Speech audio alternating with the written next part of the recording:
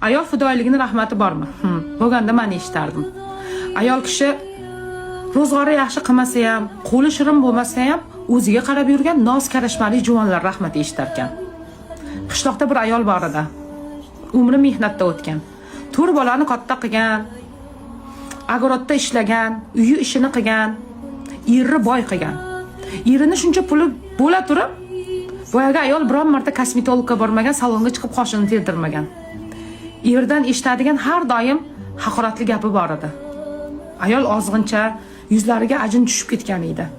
Er faqat yeb-ichib mashinada yurgani uchun yosh ko'rinardi.